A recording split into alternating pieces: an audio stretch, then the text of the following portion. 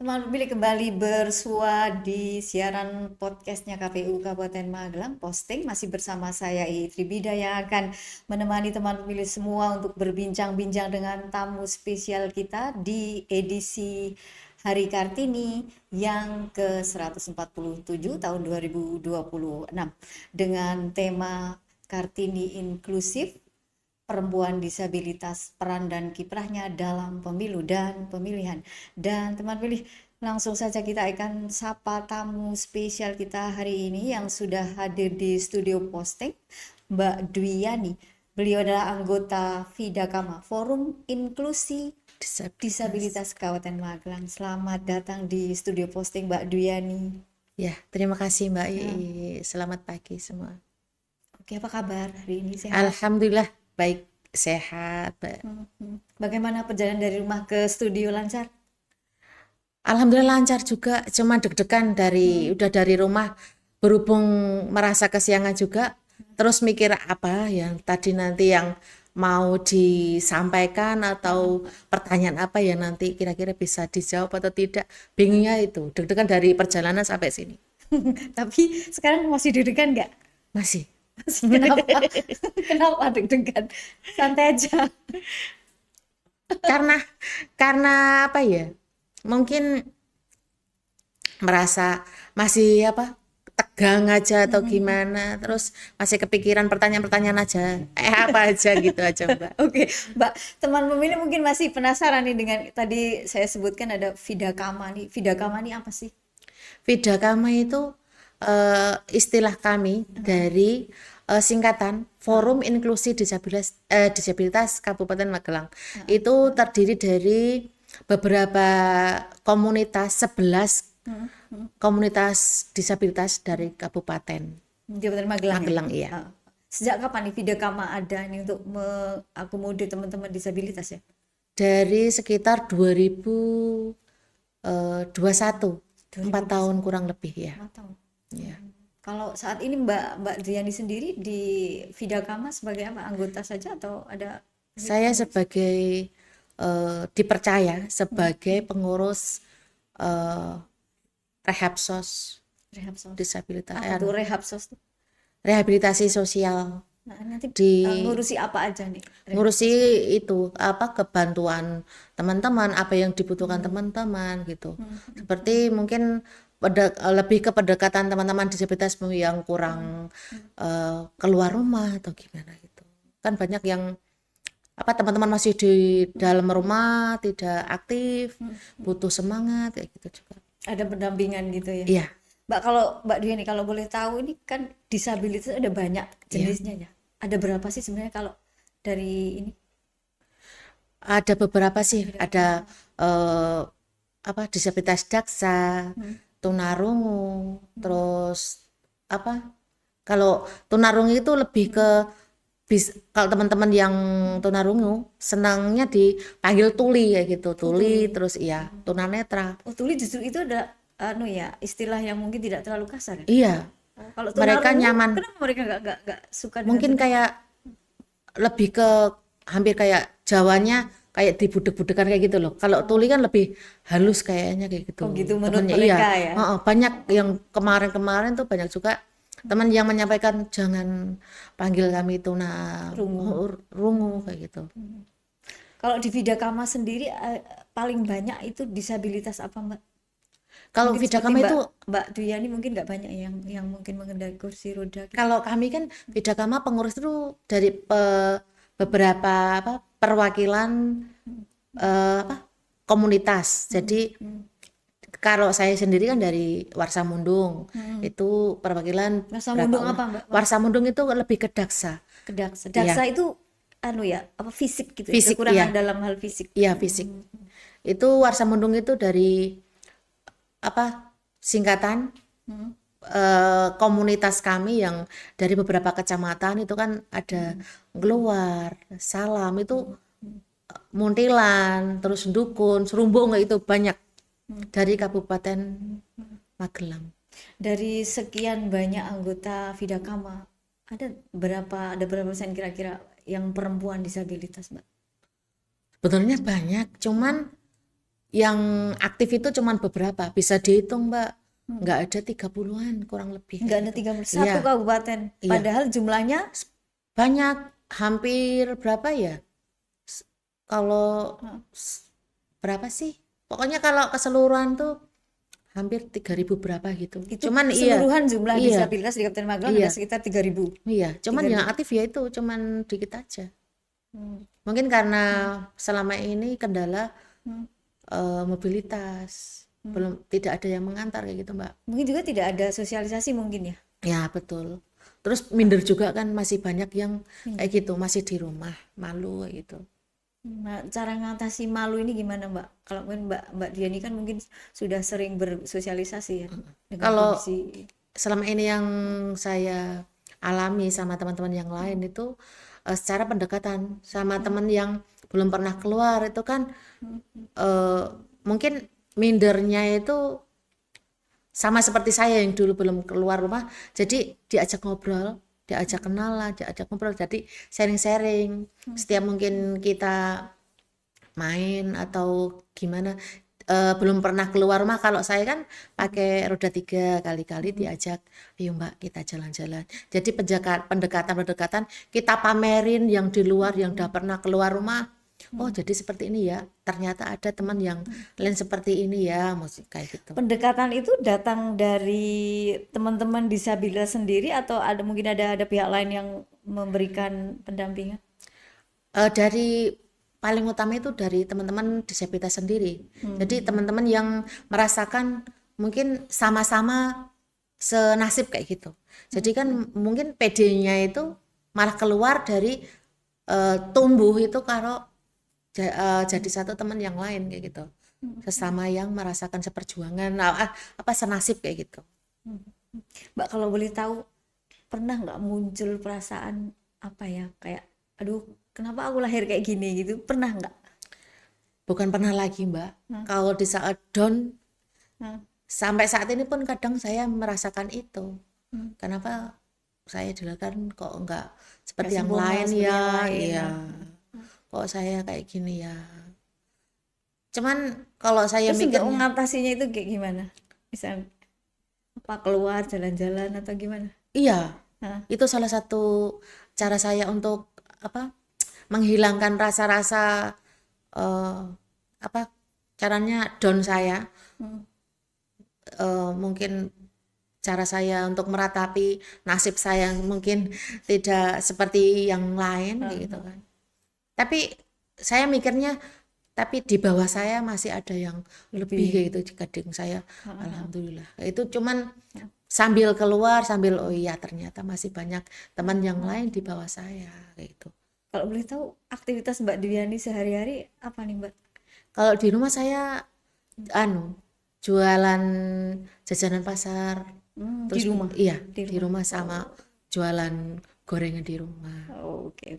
Baik teman pemilih, demikian tadi sesi yang pertama kita sudah bincang-bincang banyak tentang aktivitas Mbak Diani dan sebagainya. Untuk sejenak kita akan jeda untuk informasi yang akan hadir berikut ini. Kau bisa patahkan kakiku, tapi tidak mimpi-mimpiku. Selamat siang Bu, ada yang bisa dibantu? Baik, silahkan Ibu tunggu di ruang tunggu dulu. Bapak, Ibu, mohon maaf, kami ada layanan prioritas, jadi kami utamakan Ibu hamil dulu. Saya masih nunggu ini Bu. Iya, Bapak. Merobek hatiku, tapi aku tahu obatnya. Manusia kuat, itu kita. Jiwa yang kuat, itu kita. Manusia kuat, itu kita. Jiwa yang kuat, itu kita. Kau bisa hitamkan putihku, kau takkan gelapkan apapun. Kau bisa runtuhkan jalanku, kan ku temukan jalan yang lain. Manusia kuat, itu kita. Jiwa yang kuat, itu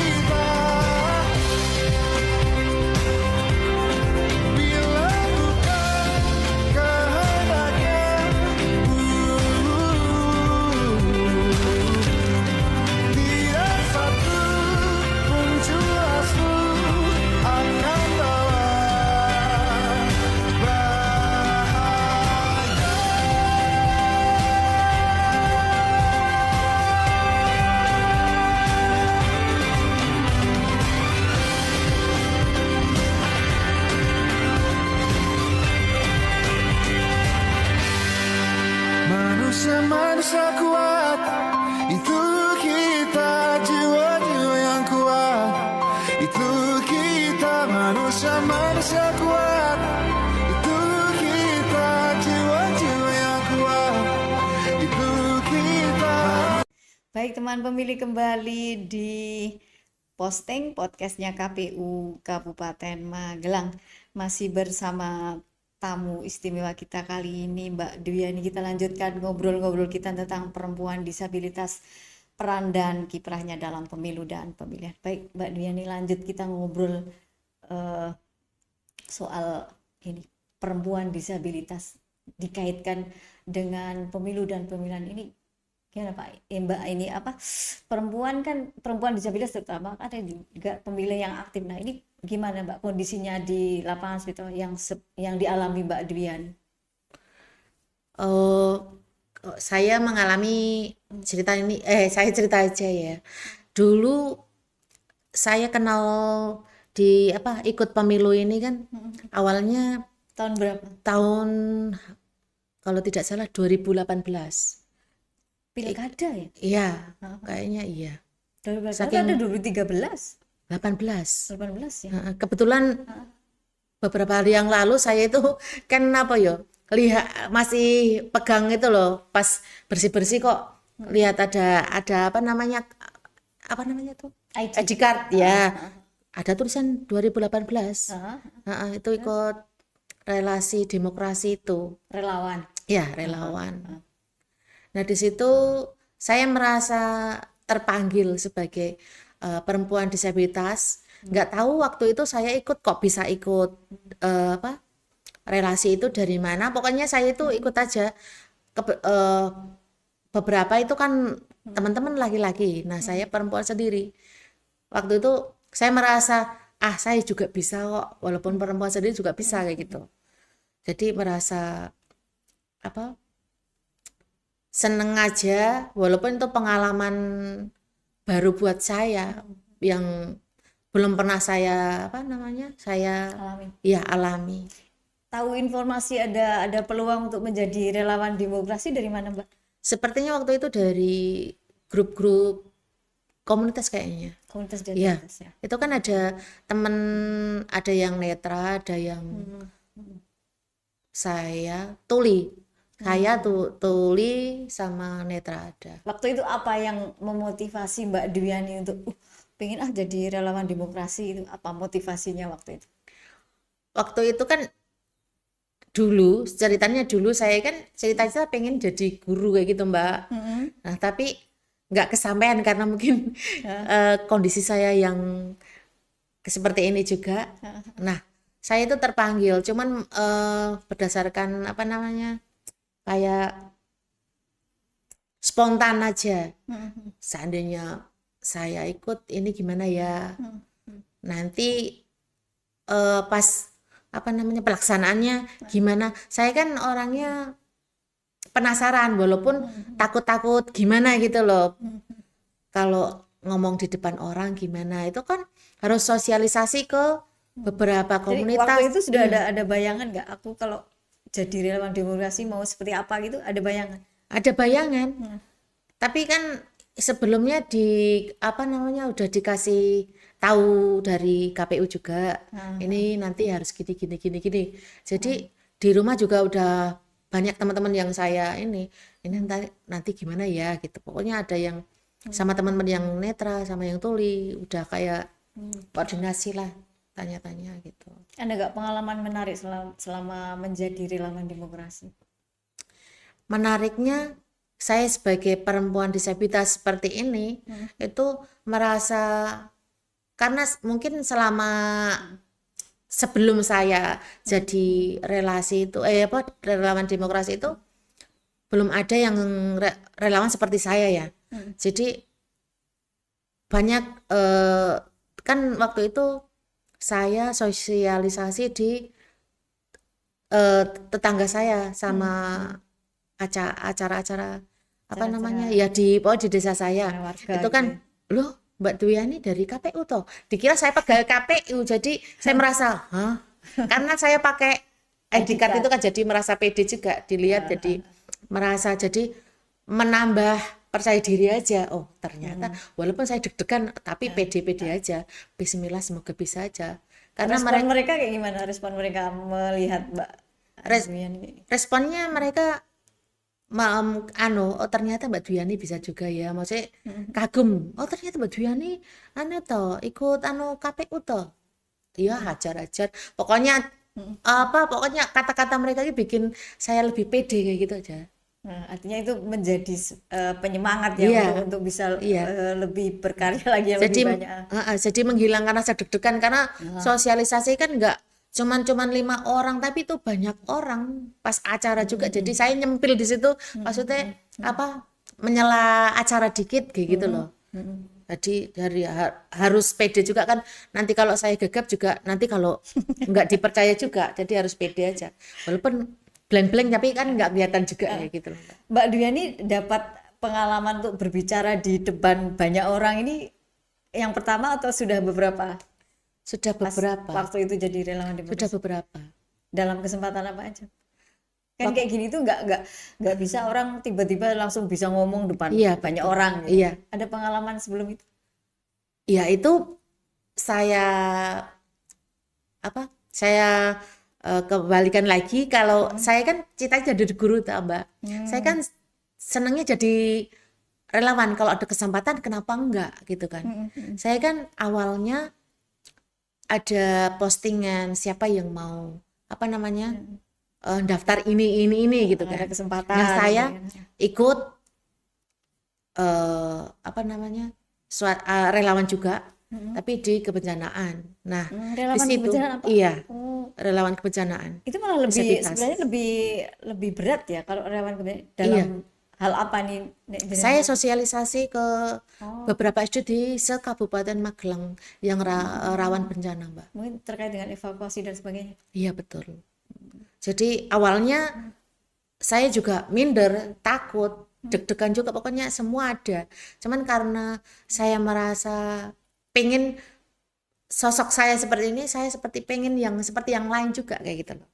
Jadi pengen saya berusaha terus, walaupun bahasa saya mungkin masih kadang campur bahasa Jawa, tapi pedenya karena saya waktu itu harus sosialisasi ke anak-anak SD. Jadi mungkin saya merasa lebih tua, saya merasa harus bisa gitu kan, jadi ngalir aja gitu, pede aja. Jadi ke bawah sampai sekarang, walaupun saya merasa belum ini sih, cuman masih belajar sampai saat ini. Oke. Mbak Duyani, terkait dengan aktivitas relawan demokrasi ini ya, kemudian dari mana Mbak Duyani mendapatkan informasi untuk kemudian disampaikan kepada teman-teman yang lain, mungkin terkait relawan demokrasi terkait pemilu ya? Iya. Dari mana aja Mbak Duyani dapatkan ilmu tentang kepemiluan gitu? Itu secara langsung waktu itu saya kan daftar.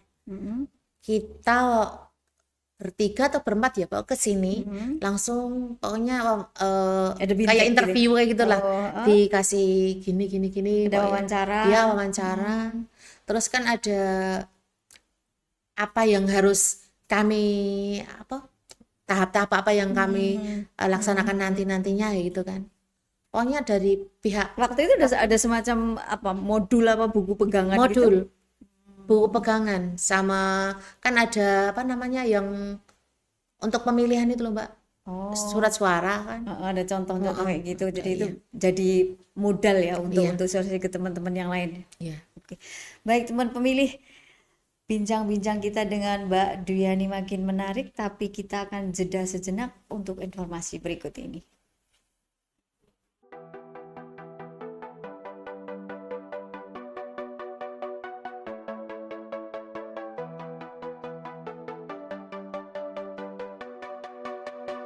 Ya, ada yang bisa saya bantu? Kami dari mahasiswa ingin tanya informasi untuk jumlah TPS pemilu 2024, Pak. Oh iya, nanti untuk pelayanan PPID, nanti saya berikan urut nomor, nanti bisa dilayani di luar kota. Iya. Terima kasih Bapak. Sama-sama. Sana ya? Iya, langsung aja. Ya.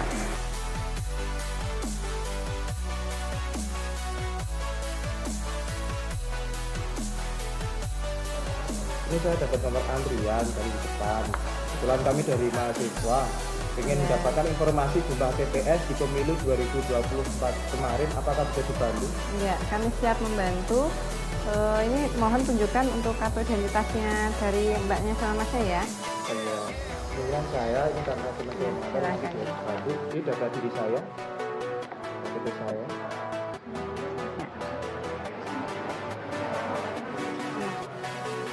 Kami dari BPID siap membantu, mohon tunggu sebentar ya. Saya terima kasih.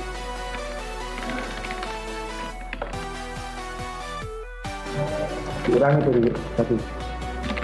Sudah menulis nomor WA mas? Sudah? Nomor Di handphone? sini, ya. Sudah lengkap? Oh iya, tunggu sebentar ya. Bawa flashdisk ya mas?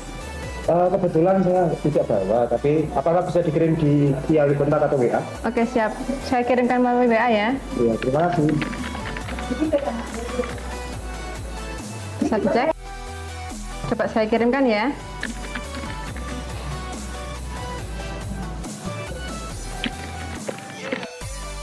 Sudah masuk ya? Sudah? Iya. Oh iya. Informasinya. Sudah cukup? Sudah cukup. Ya, terima kasih ini untuk bantuannya. Iya, terima kasih mas. Terima kasih.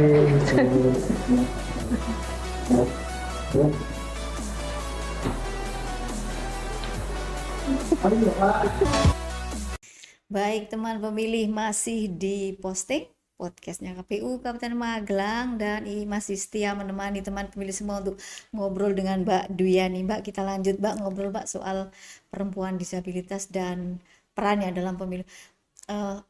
Ada tidak Mbak selama pelaksanaan pemilu ya, terutama dengan terkait dengan pemberian suara di TPS, ada pengalaman yang mungkin tidak mengenakan terutama bagi Mbak Duyani, contohnya perempuan disabilitas? Pernah saya merasakan beberapa kali ke TPS, merasa nggak enak, merasa malu juga. Itu pada saat kan belum masih ngantri kayak gitu, ngantri, cuman petugasnya itu Cuek. enggak yang disabilitas didahulukan ya. Enggak, waktu itu belum Berarti tetap sampai mengikuti antrian yang iya, ada. waktu itu belum, yang sekarang kan udah didahulukan kayak gitu. Kalau dulu lama banget dan nunggu. Terus waktu itu mau di tempat TPS-nya itu kan belum akses. Bilik suaranya. Ya, mau menuju ke bilik suaranya itu. Kalau biliknya lumayan udah akses, cuman mau ke atas itu Menuju ke iya, itunya, menuju ke itunya, bilik suara. ke bilik suara masih diangkat Mbak. Diangkat pun kagetnya banget karena itu kan tangganya Nggak ada konfirmasi 3. dulu. Iya, enggak ada. Cuman ayo bantu. Bantunya gimana ya? Tapi enggak ada pertanyaan ke saya. Mbak, ini cara bantunya harus gimana ya? Kalau mau dibantu enaknya gimana? Harusnya kan ditanyakan ke saya gitu kan. Biar nyaman, dan saya kan juga merasa takut ketinggian juga kalau langsung diangkat gitu kan, rasanya mau ya Allah kan. Pokoknya kaget waktu itu. Tapi itu pengalaman yang udah 1-2 kali yang saya alami. Terus Kalau boleh tahu pemilu tahun berapa Mbak? tahun berapa ya? Pokoknya saya belum punya keluarga waktu itu. Saya kan berkeluarga tahun 2000. Ya sekitar 1990-an kalau nggak salah. Iya. Kalau boleh tahu Mbak Duyani pertama kali memberikan suara di TPS kapan Mbak? Pemilu tahun berapa? Masih ingat nggak? Pemilu tahun Kan terkait dengan kondisi Mbak Duyani mungkin kan ada keengganan untuk ke TPS dan sebagainya. Masih ingat nggak? Pertama kali itu aku pengen memberikan hak suara gitu. umur 20-an. Pokoknya saya umur 20-an kurang lebih itu. Saya kan merasa seneng nanti ke TPS mau ngapain ya, kan enggak ada sosialisasi Mbak. Waktu itu. Iya, waktu itu enggak ada sosialisasi. Nanti gini caranya milih gini ya, nanti dibuka gini ya, enggak ada. Enggak ada. Cuman waktu mau ke TPS itu kan ada petugas, Mbak. Engko nganu ya buka ngene ya, dibuka kan kalau dulu kan dikasih tahu langsung ini aja nomorin aja kayak gitu. Langsung begitu Gitu Mbak. ya. Ada yang kayak gitu, Kan udah mungkin kayak ngarahkan gitu. iya, Ini nanti mungkin yang ini aja gitu. iya, mungkin kan karena saya waktu itu masih kecil, jadi belum ada punya prinsip aku harus apa milih ini kan belum mungkin belum itu ya. Belum ada Terus preferensi ya. zamannya bukan nggak seperti yang sekarang. Dulu kan Informasi masih rawan-rawan gampang. kayak gitu Mbak. Dulu untuk dapat informasi susah ya, Iya, nggak secepat sekarang. Betul. Kalau sekarang kan internet udah ada. Buka pun cara-cara tutorial mau anu semua gimana ada. Kalau dulu kan HP pun enggak ada. Keluarga juga nanti anu yo, buka anu kasih tahu gitu juga orang tua. Nanti pilih nomor ini aja ya. Pokoknya enggak ada yang dari hati nurani saya yang sekarang kayak sekarang ini loh, enggak ada. Waktu itu manut aja. Nah, manut aja karena cuman seneng nyoblosnya aja merasakan di apa bilik kayak gitu. Kalau sekarang Udah punya pendiri sendiri walaupun kadang kalau di rumah udah nyampe di rumah udah milih apa sekarang tuh kayak udah dicandain kayak udah kayak masih di apa namanya ya. Pokoknya di kayak diiming-iminginya milih gimana pilihan kamu udah ndak ini. Tapi kan saya udah punya prinsip sendiri ternyata kayak gini ya, punya prinsip sendiri rasanya nggak yang harus dikasih tahu ngikut-ngikut yang lain kayak gitu. Mbak, kemudian terkait dengan kondisi Mbak Duyani dan teman-teman disabilitas, apa Mbak harapan kepada KPU terkait penyelenggaraan pemilu ke depan? Harapannya kami sebagai perempuan disabilitas juga kan mempunyai hak yang sama. Mungkin jadi seperti petugas KPPS. Menurut kami seandainya ada bimbingan atau gimana kan kami juga bisa. Kalau diberikan kesempatan ada, insya Allah bisa ya. Kalau dikasih kesempatan atau diberi ruang, kami juga bisa seperti yang lain gitu loh. Jadi dikasih ruang terus secara anggap kami walaupun perempuan juga jangan dikasih stigma kamu paling nggak mampu gitu. Jangan kami juga punya keinginan kami mampu kayak gitu loh. Kami juga berusaha. Terus kedepannya lebih untuk aksesibilitas bagi disabilitas. Seperti kami kan dari disabilitas ada tunanetra, terus tuli, ada banyak daksa, jenis disabilitas. semakin diberi akses gitu loh. Dari mungkin tulisan apa namanya pas pemilihan atau aksesnya pokoknya dikasih akses untuk kami. Satu lagi mungkin yang menarik, Mbak Duyani tahu kan yang kalau di TPS itu ada template yang untuk tunanetra itu. Sebenarnya kalau dari sisi disabilitas itu efektif gak sih sebenarnya? Kan udah ada di sana dari dulu ada itu template. Cuman masih Mbak. Tapi teman-teman disabilitas kayaknya nggak ngeh ya, nggak ngeh dengan fasilitas ini ya. Atau bukannya nggak ngeh, cuman kurang kurang untuk teman-teman yang netra itu kurang kan harus pakai braille kayak gitu loh Mbak.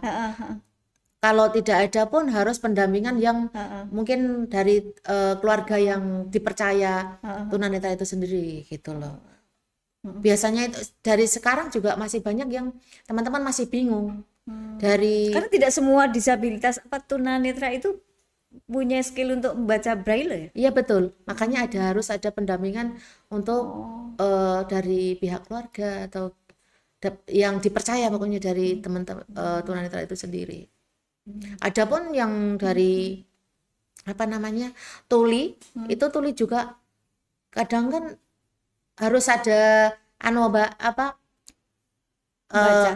enggak harus ada ini nomor satu ini nomor dua ini ya.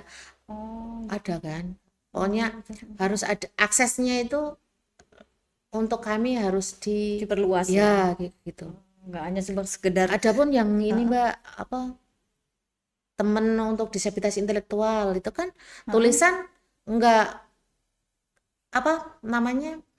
enggak langsung tahu gitu loh tulisan maksudnya apa sih. Jadi mereka malah lebih gambar lebih gambar terus tulisan harus diperjelas kayak ada kan tulisan yang kayak judul apa sih judul kayak harus jujur adil tulisan harus lebih jangan pakai singkatan-singkatan kayak gitu, malah mikir. Oh gitu. Iya, banyak mikir. Jadi kayak gitu juga mereka butuh sebenarnya ya informasi-informasi yang mereka lebih rigid lah katanya biar menyampe ke mereka gitu Iya, ya. betul. Terus ini tambahan lagi, dari teman-teman banyak yang menyampaikan Oh. selama ini kan masih belum tercantum di coklit itu loh Mbak. Kalau kita itu Disabilitas apa? disabilitas. Nah, Oh, itu. perlu Iya, diperjelas ya perlu itu. pada saat coklit. Iya, Selama ini belum ada. belum ada. Hanya dicatat sebagai disabilitas gitu Pak Tapi ya. belum disabilitas apa belum ada itu. Oke. Baik Mbak, untuk menutup bincang-bincang kita kali ini terkait dengan peringatan Hari Kartini, apa ya semacam harapan Mbak Dwiani untuk perempuan disabilitas agar tidak hanya sekedar di rumah tapi punya peran apalagi di pemilu. Apa Mbak harapan Mbak? Harapan kami sebagai perempuan disabilitas berharap untuk sebagai perempuan disabilitas itu harus tetap semangat, terus menggunakan hak pilih kita karena kita juga mempunyai hak yang sama seperti perempuan yang lain. Tetap semangat, terus berjuang untuk hak-hak kita yang belum terrealisasi gitu aja. Oke, terima kasih Mbak untuk ajakan dan juga semangatnya bagi perempuan disabilitas kaitannya dengan peringatan Hari Kartini, Kartini inklusif, peran perempuan disabilitas dalam pemilu dan pemilihan. Baik teman pemilih, demikian tadi bincang-bincang kita dengan Mbak Dwiani. Terima kasih Mbak Dwiani sudah meluangkan waktu untuk hadir di studi Posting, ngobrol bareng saya di sini. Terima Boleh kasih tambah banyak. dikit aja, Mbak? Oh, boleh. Apa yang mau disampaikan? Monggo. Prinsip kami bentar. Nothing about us without us. Jadi tidak ada keputusan tidak ada keputusan untuk kami disabilitas tanpa melibatkan kami. Sip. Terima kasih banyak Mbak untuk closing statement yang sangat menarik. Demikian tadi teman pemilih, kita akhiri bincang-bincang kita di edisi spesial kita hari ini. Saya Ii pamit. Terima kasih untuk atensi teman pemilih semuanya. Jangan lupa untuk subscribe dan like juga di kanal YouTube KPU Kabupaten Magelang. Terima kasih atas atensinya.